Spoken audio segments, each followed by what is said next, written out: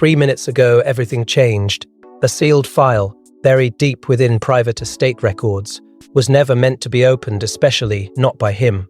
But Prince William saw it. Offshore account documents, hidden transfers, names that should never appear beside royal titles. The future king did not hesitate. Within seconds, a demand was issued that would send tremors through palace corridors and possibly fracture the monarchy forever. Before we go deeper into what this really means for the royal family, make sure to subscribe so you don't miss a single update. What began as routine financial oversight quickly spiraled into something far more dangerous. William had been reviewing estate restructuring documents, a procedural exercise meant to modernize holdings and ensure transparency ahead of future transitions.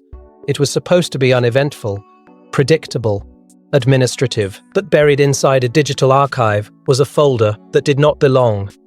Misfiled, almost carelessly, yet marked with a private trust identifier tied unmistakably to Camilla, it should have remained locked behind legal firewalls. Instead, it sat there waiting. He opened it.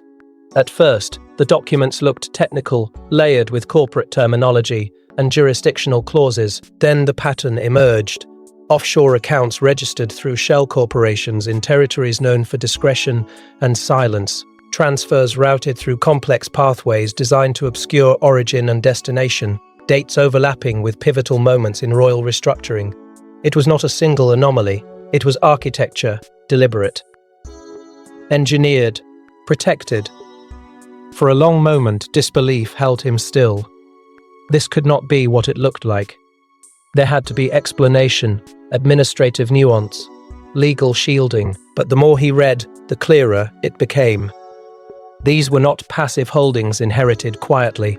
They were active, managed, strategically positioned. And the names attached to certain authorizations were far too close to the inner circle for comfort. The shift inside him was subtle, but irreversible. Shock hardened into resolve. The weight of blood loyalty pressed against the duty he had been raised to honor above all else: the crown. Protect the institution, preserve public trust, stand above personal comfort. Yet here he was, staring at records that threatened to do the opposite. The conflict was not loud, it was internal, tightening like a vice. Was this a misunderstanding to be handled privately, or a breach that demanded exposure? He chose action. Within minutes, a confidential directive was issued.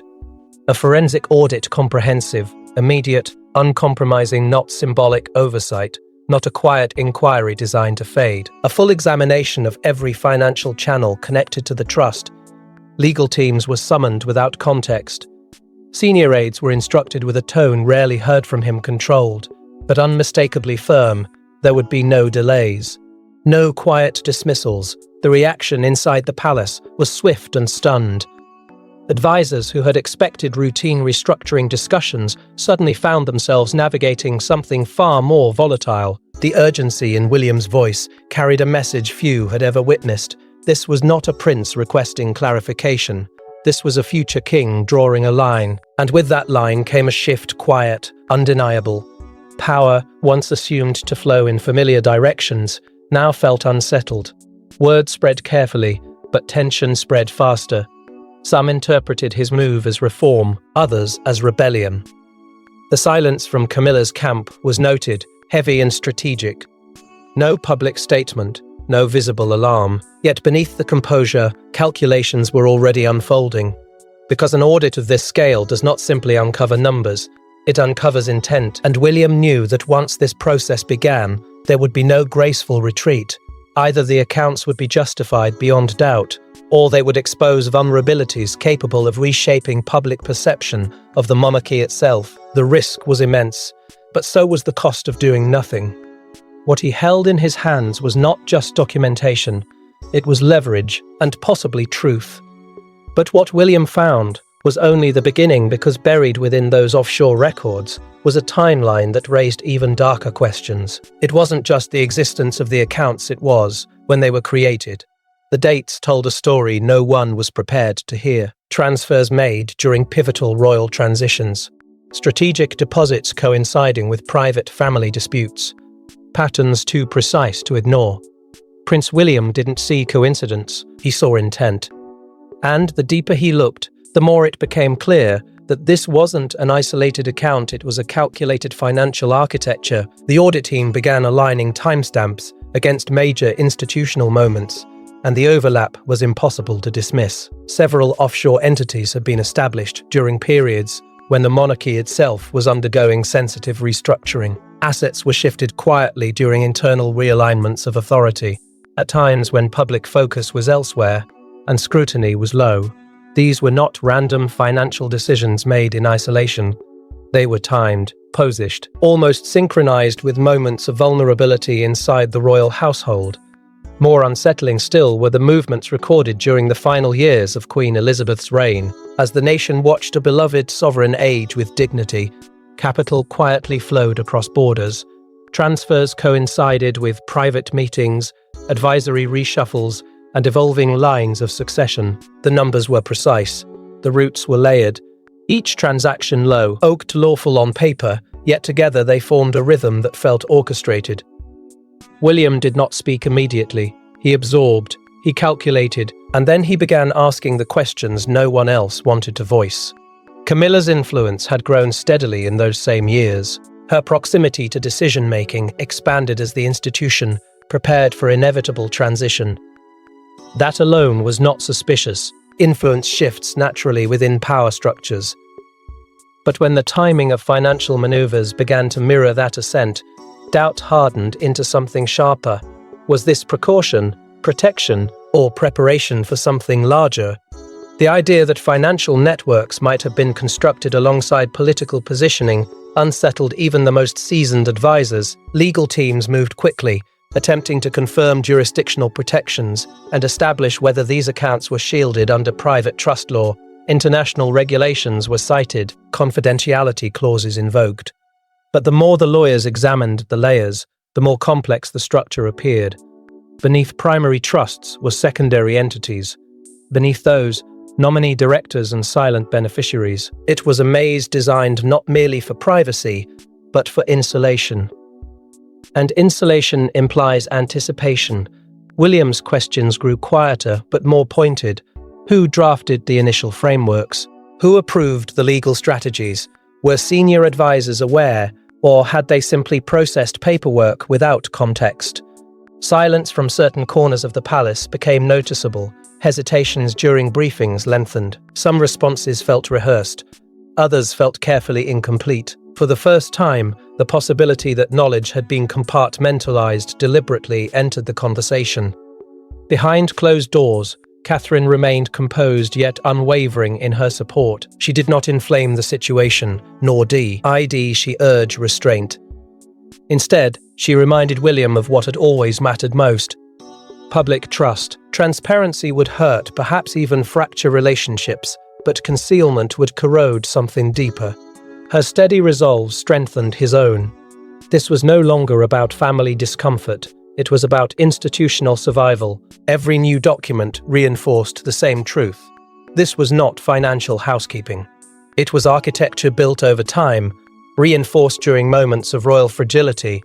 And as the financial web expanded, one question loomed larger than any other: who authorized this in the first place? For offshore structures of this scale to exist, they require protection, silence, approval.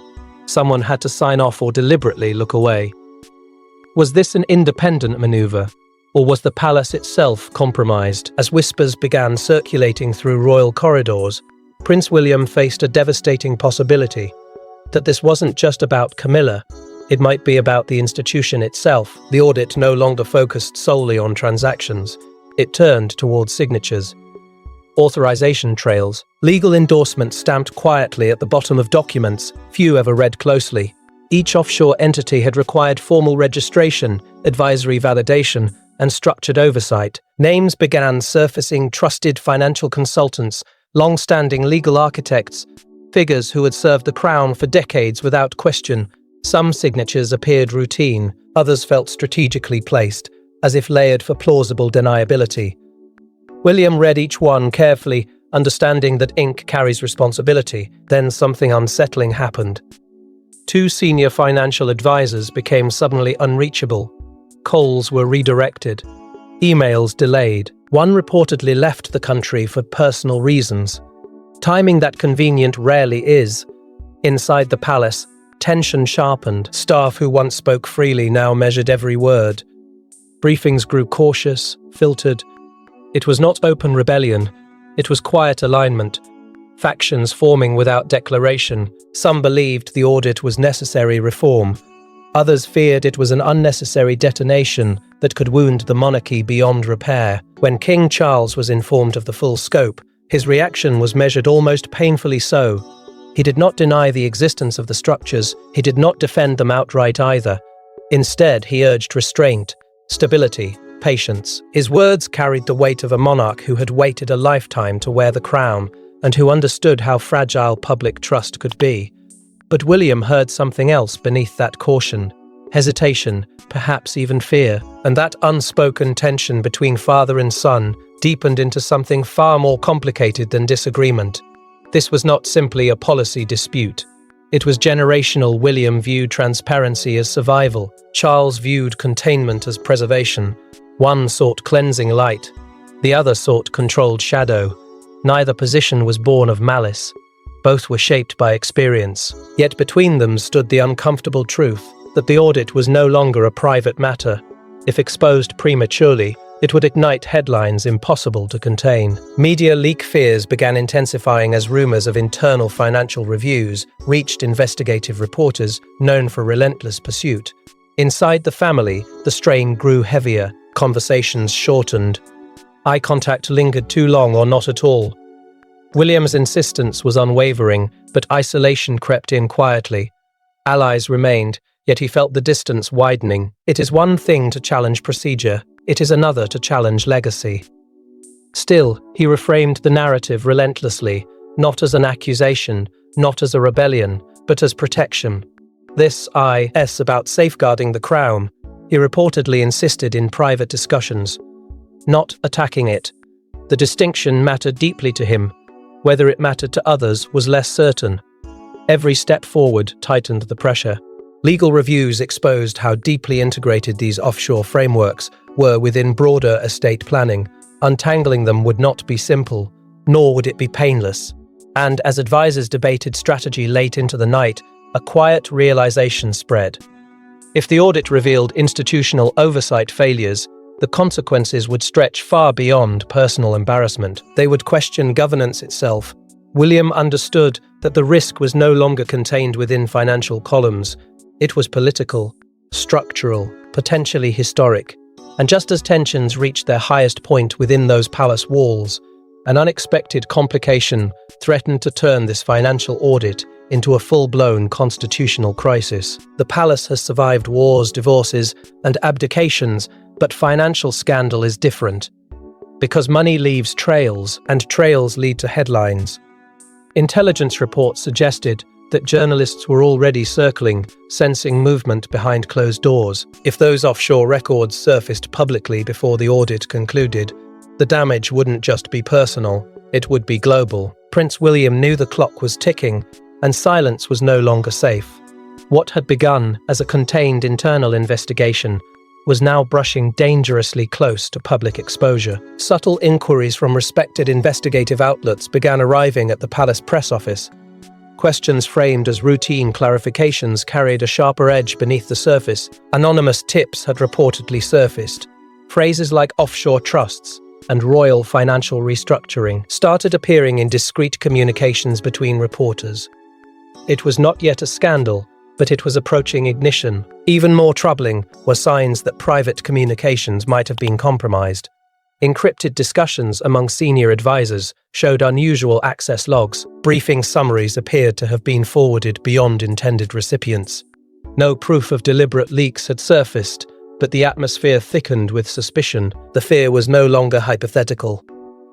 If documentation escaped before context was established, narratives would be written without the monarchy's voice. And once written, such narratives rarely retreat.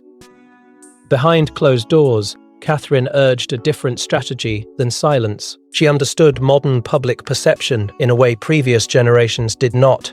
In her quiet, steady way, she emphasized that secrecy breeds assumption. Controlled transparency, even if uncomfortable, could prevent a catastrophic spiral. William listened carefully. Her counsel did not push him toward aggression. It strengthened his clarity. If this institution was to endure, it would have to adapt. And adaptation requires courage. King Charles, however, pressed for measured caution. He feared that premature disclosure could destabilize not just family unity, but international confidence in the monarchy's governance. The crown's strength had always rested on continuity. A sudden financial revelation could fracture that image. He urged patience. Legal containment, time to manage perception, but time, William believed, was precisely what they did not have. Camilla remained publicly composed. No statements, no visible reaction, only controlled silence. Yet insiders suggested she was fully aware of the concerns being examined. Her camp reportedly insisted that all financial structures were lawful and privately arranged. Still, lawfulness does not erase optics, and optics in a constitutional monarchy are everything. The tension between legality and legitimacy became the unspoken battleground. At the heart of it all stood public trust, not personal pride, not family rivalry. Trust. William understood that once confidence erodes, recovery becomes generational. The audit was no longer about verifying numbers, it was about proving integrity. Every delay risked suspicion, every leak risked chaos. He faced a decision that could redefine his leadership long before he ascended the throne. Protect comfort or protect credibility. He chose accountability, even if it meant discomfort, even if it meant strain, even if it meant standing alone. He began preparing for the possibility of preemptive disclosure, a statement that would frame the audit as reform rather than reaction, a bold move, a risky one, but leadership, he believed, is not measured by silence in moments of tension. It is measured by the willingness to confront them. And yet, behind Camilla's composed silence, those closest to her began to fear that William was prepared to go much further than anyone expected. There are meetings that shape history, and then there are meetings that fracture families. When Prince William requested a private audience, the atmosphere was thick with inevitability. No advisors, no press. Just truth, or at least the version each was willing to defend. What unfolded inside that chamber would determine not only the future of the audit, but the future of royal unity itself. William did not arrive with anger, he arrived with documents, printed records, transaction summaries, authorization trails marked in quiet ink. He placed them on the table without theatrics, but the weight of what they represented pressed heavily into the silence. This was no rumor, no whispered suspicion. It was structured evidence. Offshore accounts layered through shell corporation, transfers aligned with pivotal royal transitions, legal frameworks designed for discretion. He spoke calmly, but each word carried steel beneath it. The issue was not legality alone, it was perception, accountability, and the future credibility of the crown. Camilla listened without interruption at first, her composure intact. When she responded, her defense was measured and deliberate. These accounts, she insisted, were legacy asset protections, private arrangements meant to secure long-term financial independence, shielded from political turbulence and media exploitation. Nothing unlawful, nothing improper, simply prudent stewardship in a world where royal finances are constantly scrutinized. Her voice did not waver, but beneath that calm explanation was unmistakable resolve. The tension escalated not through shouting, but through conviction. William challenged the timing. Why during sensitive transitions? Why layered so deeply that even senior advisors appeared uncertain of their scope? Transparency, he argued, was not weakness, it was survival. In an age where trust erodes faster than reputation can recover, secrecy becomes risk. Camilla countered that premature exposure would ignite speculation far worse than discretion ever could. Protection, she maintained, was not concealment, it was responsibility. And then the unspoken history surfaced between them. Diana's name did not need to be spoken, to be felt. The legacy of public heartbreak, of fractured loyalty, of a monarchy tested by emotion rather than policy, hovered in the room like a quiet witness. William's insistence on openness was shaped by those scars. He had watched what happens when narratives spiral beyond control. He had seen how silence can be weaponized. For him, this was not abstract governance. It was personal memory intersecting with public duty. King Charles sat between them physically and emotion, ally. A husband defending stability, a father confronting determination. His instinct was mediation, calm the waters, avoid escalation. Yet even he could sense that this moment was larger than a family disagreement. The institution itself was being examined under an unforgiving light. His appeals for patience were met with William's unwavering stance. A full forensic audit would proceed, no exemptions, no quiet closures. Camilla warned of consequences. Not threats, warnings. An aggressive inquiry could fracture alliances, unsettle donors, and destabilize relationships cultivated over years. The monarchy survives on confidence. Shake that confidence too violently, and recovery may not be immediate. Her words carried the gravity of experience, but William's response was equally firm. Confidence built on opacity, he implied, is not confidence at all. It is illusion, and illusions collapse without warning. The conversation ended not with agreement, but with distance. No resolution, no reconciliation, only the understanding that lines had been drawn. The possibility of permanent division lingered unspoken but undeniable. This was no longer about hidden accounts alone. It was about identity, what kind of monarchy would emerge from this generation, and who would define its moral compass. And as the confrontation ended, a new discovery surfaced, one that made the original offshore accounts seem almost secondary. The audit team didn't just trace accounts, they traced beneficiaries. And that's when the real shock emerged. Names shielded by intertension layers, entities connected to individuals far closer to the monarchy than anyone anticipated. This was no longer a financial curiosity, it was a power structure. Prince William realized he wasn't just auditing accounts, he was dismantling a shadow network. What began as columns of numbers evolved into a map of influence. Behind each trust sat another entity. Behind each entity, a nominee. And behind those nominees, protected beneficiaries whose connections reached into extended royal circles, private advisory boards, and long-standing philanthropic foundations. Nothing was explicitly criminal, nothing screamed illegality, but the design was unmistakable, strategic, insulated, interconnected. This was not passive wealth management, it was consolidation. Several beneficiaries were tied, not just to Camilla's personal financial interests, but to individuals embedded within broader royal operations. Consultants, discretionary trustees, even distant associates who had previously advised on institutional reform. The revelations sent a ripple through the audit team. The architecture suggested foresight layers constructed to survive scrutiny and shield ultimate control. Offshore jurisdictions known for anonymity ensured that tracing these connections required persistence, bordering on obsession, and William was prepared for exactly that. Legal hurdles rose quickly. International compliance laws complicated access to deeper disclosures. Jurisdictional barriers delayed document retrieval. Confidentiality clauses were invoked with increasing urgency. Some advisors quietly suggested narrowing the inquiry, focusing only on what was strictly necessary. Expanding further, they warned, could create diplomatic tension and destabilize relationships carefully maintained over decades. The risk was not only reputational, it was structural, but William refused to retreat.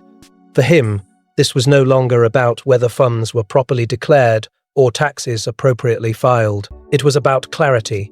If influence had been quietly accumulated through opaque financial engineering, the monarchy had a problem far greater than public optics. It had a governance dilemma. Who truly held leverage? Who quietly benefited? And who might have known without speaking? These questions sharpened his resolve rather than weakening it. Catherine stood beside him publicly and privately, her presence calm but unyielding. She did not amplify the drama, yet her support carried weight. In subtle gestures and carefully worded statements about modern accountability, she reinforced the narrative that reform was strength, not betrayal. Her composure steadied those within the palace who feared the ground shifting beneath their feet because it was shifting. Staff morale divided along invisible lines. Some admired William's courage. Others feared irreversible damage. Loyalty was no longer simple. The narrative inside the palace corridors changed tone.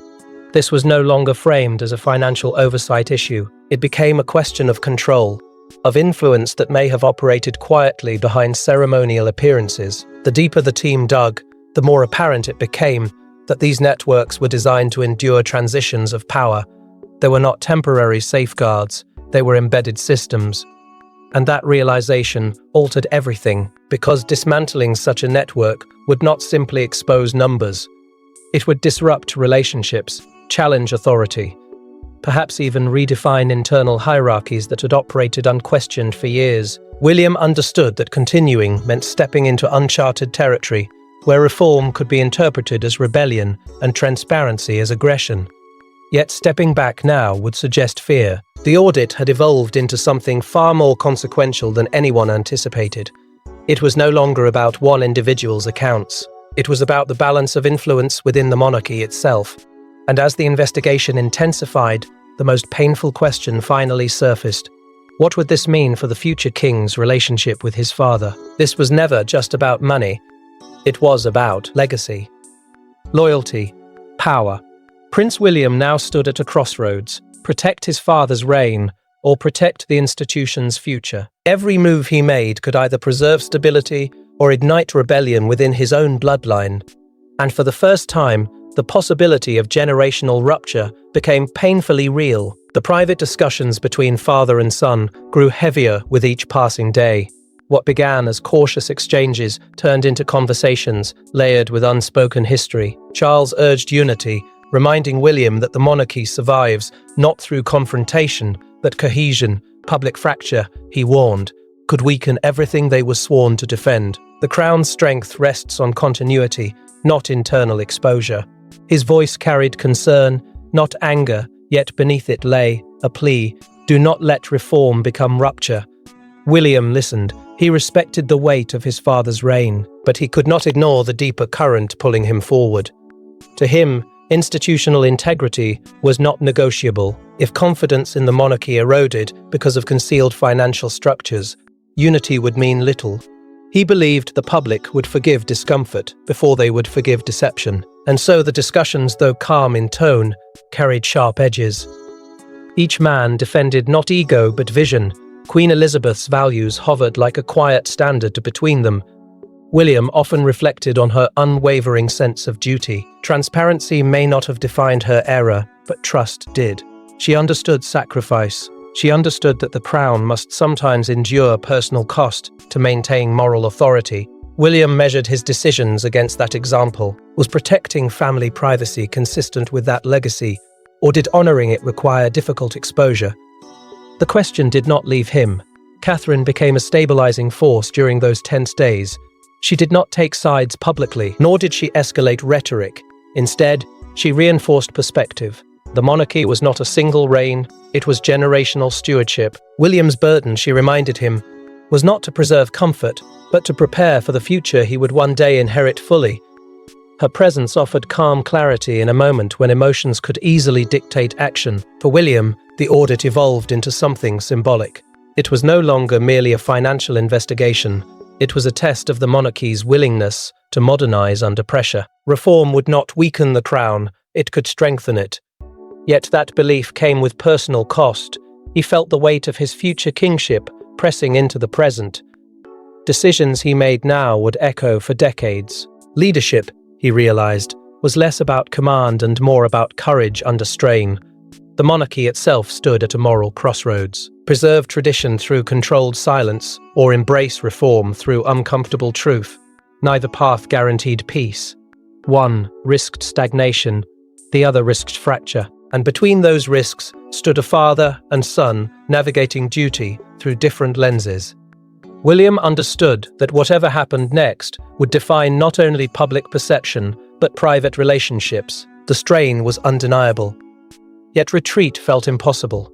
Too much had already been uncovered, too many questions left unanswered, and as the pressure intensified within palace walls, the machinery of the audit continued its relentless progression toward conclusion. Yet even as family bonds strained under pressure, the final audit report was nearing completion, and its conclusions would leave no room for denial. When the final audit report landed on Prince William's desk, silence filled the room. The numbers were undeniable. The structure was real, the concealment intentional, But the conclusion wasn't just financial, it was political, ethical, historical. This wasn't merely about offshore funds, it was about who the monarchy chooses to be moving forward. The findings confirmed what weeks of investigation had quietly suggested. A coordinated offshore financial architecture had existed, layered across jurisdictions designed to ensure discretion, trusts nested within holding companies shielded by nominee directors. Every component legal on its surface, yet deliberately opaque in totality.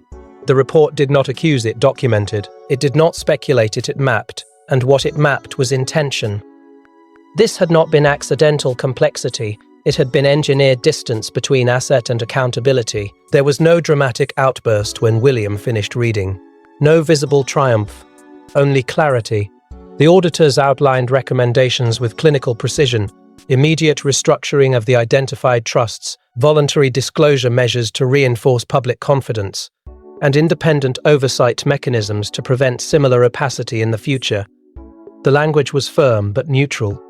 It avoided condemnation, yet the implication was unmistakable. This system could not remain intact without compromising the monarchy's credibility in a modern era. For William, the decision crystallized instantly. Reform would not be optional. Transparency would not be symbolic. He moved to formalize new protocols, mandatory external review of private royal trusts, enhanced disclosure frameworks for senior members, and an ethics advisory panel positioned beyond internal influence. It was bold. Some would call it radical.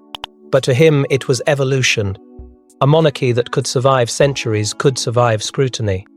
Camilla's position shifted subtly, but undeniably. Though the report did not declare wrongdoing, it exposed a structure that would invite relentless public questioning. Her silence, once strategic, now read vulnerability.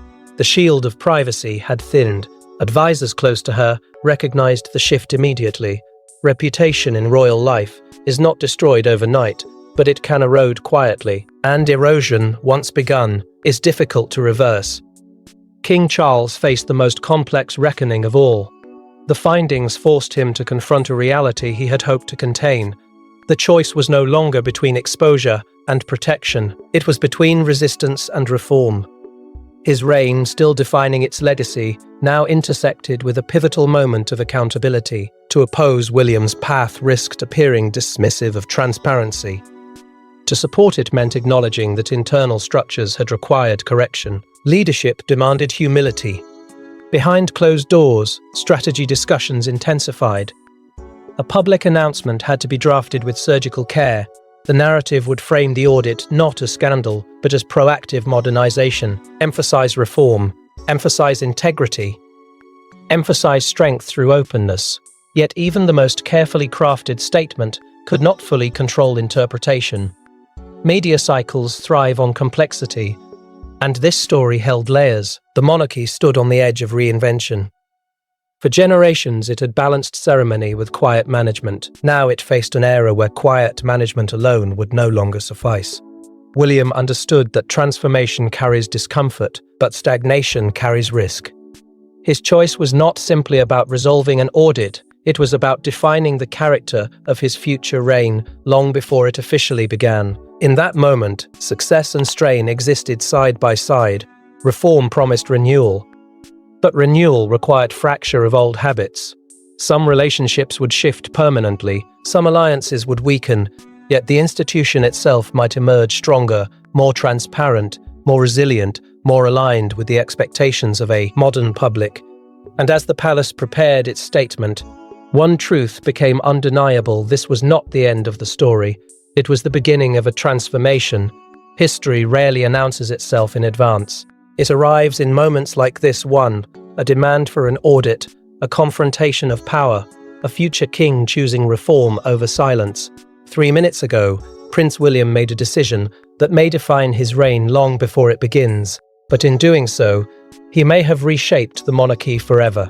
What began as a financial review has transformed into a declaration of identity.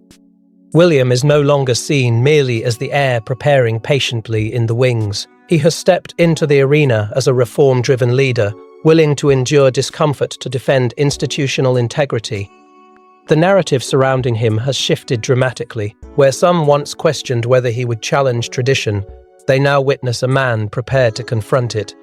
Not recklessly, not emotionally, but decisively. Public perception has begun to evolve just as quickly.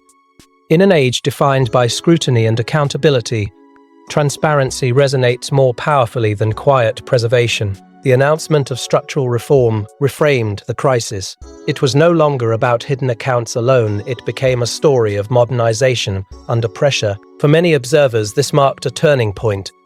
The monarchy did not crumble beneath exposure. It responded, and that response altered expectations for what royal leadership can look like in a new era. Camilla's influence, while not erased, has undeniably changed. The audit's findings cast long shadows, and in royal life shadows linger. Authority once exercised without question now faces recalibration. Her silence, once strategic, now carries different weight. It signals adaptation or retreat. Either way, the balance has shifted. Power within the palace is rarely loud when IT moves. But when it does, the effects ripple quietly through every corridor. King Charles stands at his own defining threshold. His legacy, once centered on continuity and environmental advocacy, now intersects with reform. Supporting transparency strengthens the crown's resilience. Resisting it risks appearing detached from modern expectations. His choices in this moment will not only shape his reign, they will influence how history interprets his leadership during crisis. And history, as always, is unforgiving to hesitation. Meanwhile, Catherine's role has strengthened in subtle but undeniable ways. Her calm presence during turbulence reinforced stability without overshadowing reform. She embodies balance, honoring tradition while embracing evolution. As William's partner, her influence grows not through confrontation, but through consistency. In times of uncertainty, steadiness becomes its own form of power. The monarchy itself now faces a clear choice: adapt decisively or risk slow erosion. Institutions survive not because they resist change, but because they understand when change becomes necessary. This chapter signals that transition is no longer theoretical, it is active. Future power shifts are no longer distant possibilities. They are unfolding in real time. William's actions foreshadow a reign shaped by scrutiny rather than secrecy, reform rather than preservation at all costs. At its core, this moment carries emotional weight beyond strategy or structure. It is about duty over comfort, integrity over convenience, a son willing to strain personal bonds to defend the institution he will one day lead. That decision leaves scars, but it also leaves strength. And strength forged under pressure often defines an era, because in the House of Windsor, power never disappears, it simply moves. And when it moves this suddenly, the consequences are only just beginning. Thanks for watching. Please don't forget to like and subscribe, and we will see you in next one.